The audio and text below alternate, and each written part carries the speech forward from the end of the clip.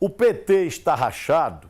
Essa é a pergunta. O que está acontecendo nos bastidores da Assembleia Legislativa? Quem está aqui comigo é o deputado Francisco Gualberto. Tudo bem, deputado Gualberto? Tudo bem, Fábio. Líder do governo na Assembleia Legislativa. Deputado Gualberto, o que é que houve entre o senhor e a deputada Ana Lúcia?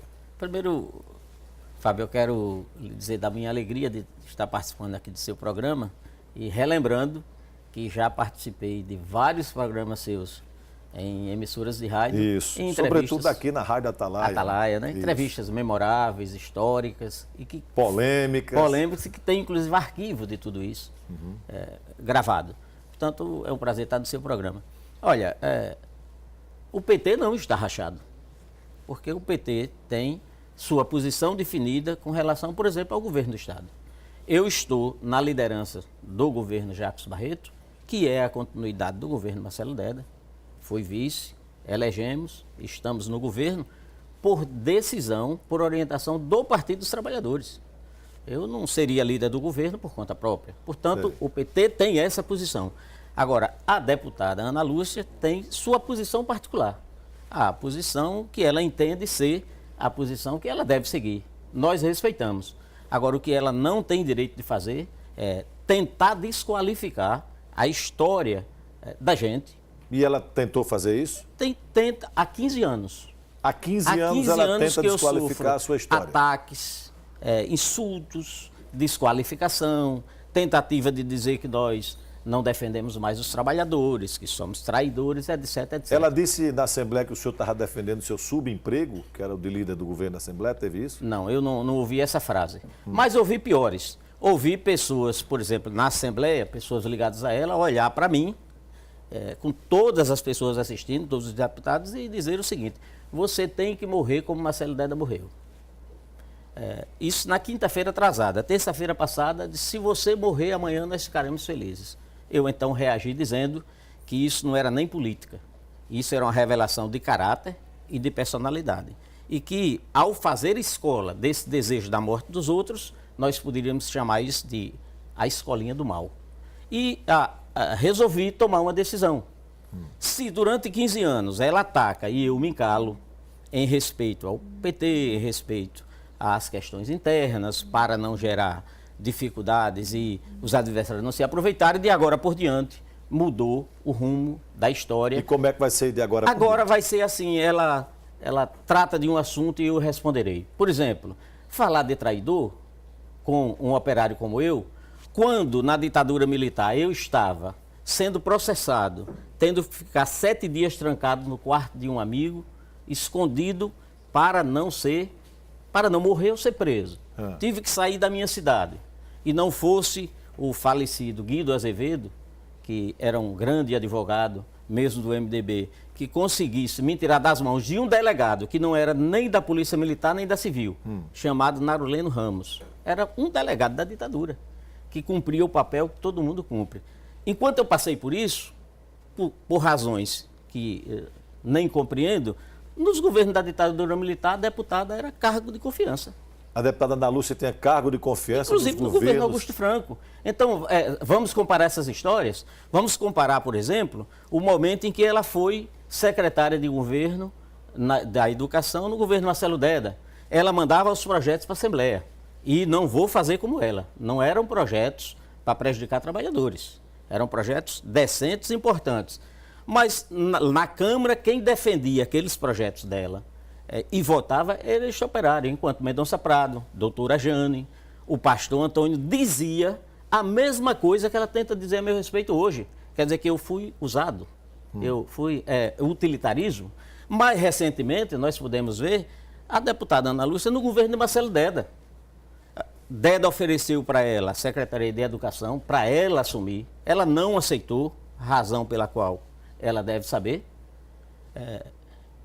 E queria indicar alguém. Deda, então, segurou a posição que ela, sim, seria secretária. A indicação, não. Por isso, indicou outro secretário de Educação, mas ela foi ser secretária de Inclusão Social. E eu lá na Assembleia. E todo santo dia, o deputado Venâncio Fonseca pegava um livrinho da Opção de Esquerda, que é o grupo dela, abria uma página e dizia: nunca pensei que Deda fosse um aliancista desqualificado. Quem está dizendo sou eu não, Gilberto. Quem está dizendo aqui, ó, sou a companheira. E eu é que fazia a defesa. Quando a deputada deixa de ser secretária e volta para a Assembleia, se transformou na maior adversária política que Marcelo Deda já teve em toda a sua história política. Então nós estamos sempre em lados ali que, no mínimo, merece algum respeito. E a coisa é tão grave, é a ponto de as redes sociais, semana passada, mostrarem uma imagem de uma Assembleia no Instituto Histórico, que o cenário é o seguinte: um caixão de defunto, a deputada discursando ao lado, e uma frase no caixão lá, frases no caixão com uma tabela que diz o seguinte: haverá o dia em que só os vermes lembrarão de Deda governador. Sabe? Então... teve na porta da Assembleia uma queima de deputado. Teve mausoléu no Palácio do Governo, teve tudo. Então, fazer a política como ela quer fazer, ela criou dois personagens, um para ela. O dela é a revolucionária, a dona da razão, é a dona da educação, é a dona de tudo. E para os outros, para os seus companheiros, é o traidor, é o que não mais defende os trabalhadores, é o que não tem qualificação, é o que não tem qualidade. Isso é preciso dar um basta nisso, Chiquinho, né? E o PT, como é que fica nisso? O PT tem sua posição. O PT, já lhe informei sobre a questão da liderança. Olha, quando ela fala em não defende mais os trabalhadores, Fábio, eu estou fazendo agora uma espécie de um book, um registro fotográfico, só com as homenagens que tenho recebido ao longo do tempo dos sindicatos dos trabalhadores. Lá está uma homenagem em festa feita pela Defensoria Pública, pelo papel que a gente cumpriu em negociações para essa categoria. Nós temos homenagem da Polícia Militar, homenagem recebida pelos bombeiros, homenagem recebida pelos trabalhadores recentemente da PRP, homenagem recebida dos trabalhadores do Fisco, homenagem recebidas pelos trabalhadores da Polícia Civil.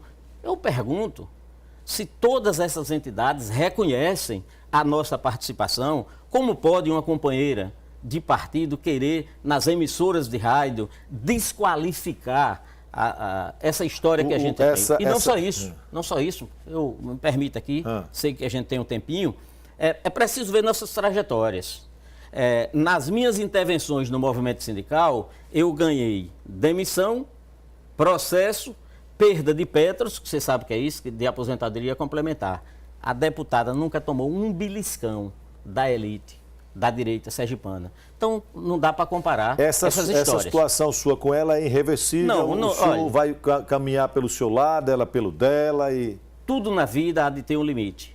Eu nunca fiz uma entrevista dessa. Nunca fiz, em se tratando do partido ou de um companheiro do partido. Nunca fiz, porque compreendo que não ajuda em muita coisa, sei que não ajuda em muita coisa isso que eu estou fazendo, não é o melhor caminho para se seguir. Ocorre que não tem ser humano que aguente todo dia ser insultado, sabe? Futucado, criticado, humilhado, e você a vida inteira... em nome de determinadas situações, pacificamente assistindo. Deixa eu lhe dar aqui a última... Porque nós estamos com o tempo... Mas eu vou lhe dar essa última informação. O negócio é tão oportunista que, por exemplo, na discussão do Plano Estadual de Educação, a deputada me apresentou 14 itens de divergências. 14. Ela não tinha condição de fazer interlocução com o governo, nem com o secretário de Educação. Me chamou.